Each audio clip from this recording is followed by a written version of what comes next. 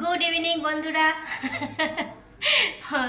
আবার তোমাদের সামনে চলে আসলাম আমি পম্পা, আবার একটা ছোট্ট ব্লগ নিয়ে। তোমাদের সবাইকে স্বাগত জানালাম। ব্লগটা দেখো, ভালো লাগলে কমেন্টস করে বলো। তা এখন বাজে রাত্রির কটা, দাঁড়াও বলি, জিজ্ঞেস ফোনটা দেখে। এখন বাজে হচ্ছে 8টা 29। এখন এই যে মানে সন্ধে থেকে সন্ধে আমাদের অবশ্য এখন সন্ধেবেলা ওইগুলো খায়, কিন্তু আমার সব কিছু সন্ধেবেলা চা করে কাজবাজ সেরে বাসন মেজে এগুলো সব কেটে রেডি করলাম, এবার বানানো হবে। এই যে এটা হচ্ছে ফুলকপি বিনস কেটে রেখেছি, আর এইটাই হচ্ছে এটা পেঁয়াজ পেঁয়াজ পাতা ক্যাপসিকাম, আর এই আদাটা একটু গ্রেট করে দেব। আর এই যে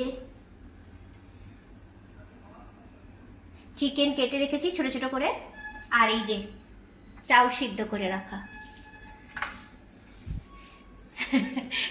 আর আমার তুমি ক্যামেরা ঠিকঠাক মানে ওকে যদি ক্যামেরা ধরতে বলি ওকে উল্টো পাল্টা ক্যামেরা ধরে, তা যাই হোক এখানে লাইটটাও খুবই কম আর কি, আমার রান্নাঘরে লাইটগুলো সব উল্টো পাল্টা লাগানো, যার ফলে লাইটটাও ঠিকঠাক আসে না, তাই ওই জন্য অসুবিধাও হয়।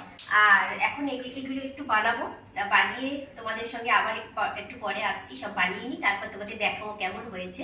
আর হ্যাঁ, এর মধ্যে কি কি দেবো, ওই যেরকম দেয় ওই গোলমরিচ, সয়া সস, তারপরে আর নুন মিষ্টি তো একটু দিতেই হয় চাউতে যা হোক।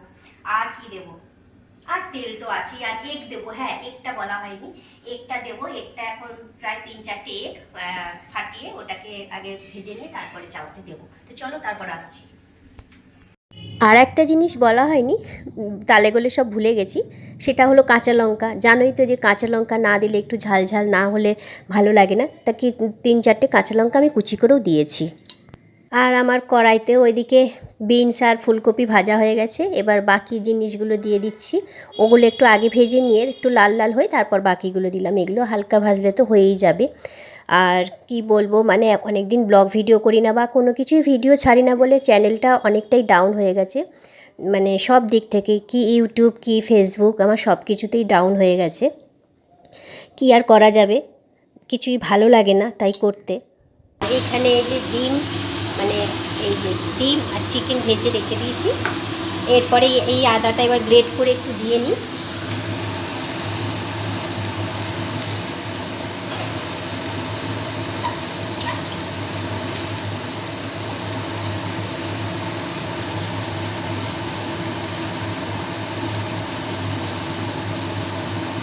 আদাটা দিলে বেশ ভালো লাগে, একটু আদার গন্ধ গন্ধ লাগে, টেস্টটাও ভালো হয়।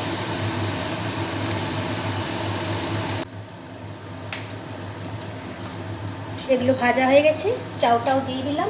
এবারে আমি একে একে সব মশলাগুলো দেবো।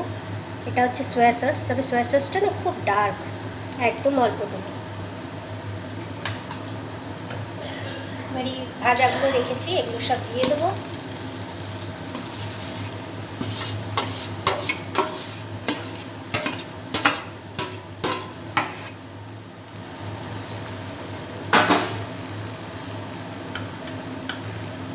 নুন, যে যেরকম নুন, মানে নুন যতটা স্বাদ মতো হবে আর কি, ততটাই দিতে হবে।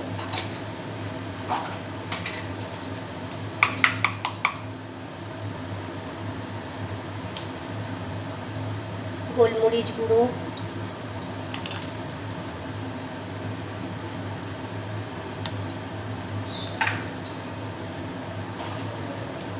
আর তার সঙ্গে একটু মিষ্টি।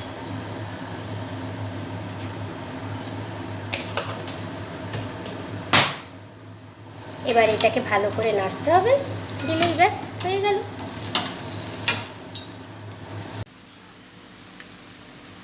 হয়ে গেল আমার চাউ। এই হলো একদম ফাইনাল লুক। কেমন হয়েছে সবাই বলো কমেন্টস করে। আর যদি কেউ খেতে চাও চলে এসো, অনেকটাই হয়েছে।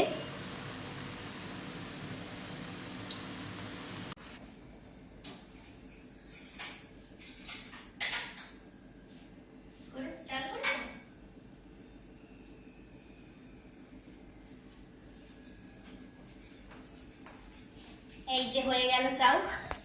এখন বাজে কটা বলো তো, দাঁড়াও দেখছি, লাইটটা নিয়ে দিই। এখন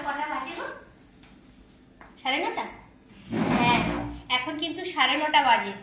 তা দেখলেই তো যখন শুরু করেছিলাম প্রায় 8:30, এখন 9:30। তার মাঝখানেও একটা কল এসেছিল। আমাদের রোজ রাত্রে 9টার সময় একটা কল আসে, সেটা আমরা অ্যাটেন্ড করি আগে। তা যাই হোক, এবারে চাও হয়ে গেল। এবার রাত্রে তো আজকে আমরা রুটি খাই, আমরা যেহেতু ভাত খাই না, তা ভাবলাম যে আজকে তো রুটি ওই জন্য করবো না, এটাই আমাদের রাত্রে আজকে ডিনারের মেনুও হয়ে যাবে, খাওয়াও হয়ে যাবে। তাই জন্য রাতও হয়ে গেছে। তা আজকে তো ভাবলাম একটা ব্লগ করি, ওই জন্য আজকে ভালো একটা ছোটো ব্লগ করি। জানি না কেমন হয়েছে। আর রান্নাটা করাটা ভেবেছিলাম প্রথমে যে রান্নাটা করা দেখাবো না, তার ভাবলাম যখন করছি তখন তোমাদের সঙ্গে একটু শেয়ারও করে দিই কীরকমভাবে রান্নাটা করছি। অনেকেই তো রান্না শেয়ার করে, আমি আজকে একটু শেয়ার করলাম। যাই হোক, ব্লগটা কেমন লেগেছে এই ছোট্ট ব্লগটা সবাই বলো। মানে ব্লগটা এখন আমি আর করি না, আর মানে ইচ্ছাও করে না ব্লগ করতে, ভালো লাগে না। তো যাই হোক, এবারে এই আজকে ব্লগটা ওই জন্য এখানেই শেষ করছি। পরে দেখি আবার যখন ভালো লাগবে আবার একটা ব্লগ করব। আর হ্যাঁ, সবাই কমেন্টস করে বলো যে ব্লগটা মানে কেমন হয়েছে এই ছোট্ট ব্লগটা। আর সবাই পাশে থেকো, সাপোর্ট করো।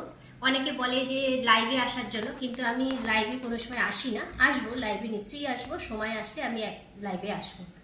তার জন্য তোমাদের এতবার রিকোয়েস্ট করতে হবে না, আমি ঠিক সময় হলে লাইভে আসবো। তো চলো, আজকের মতো টাটা, বাই বাই।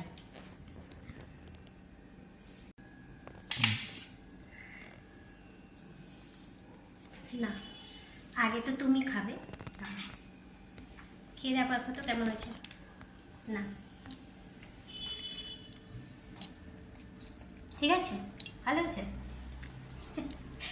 আগে ওকে দিয়ে টেস্টটা করালাম, দেখলাম চাউটা কেমন হয়েছে, জিজ্ঞেস করলাম। যাই হোক, চলো টাটা।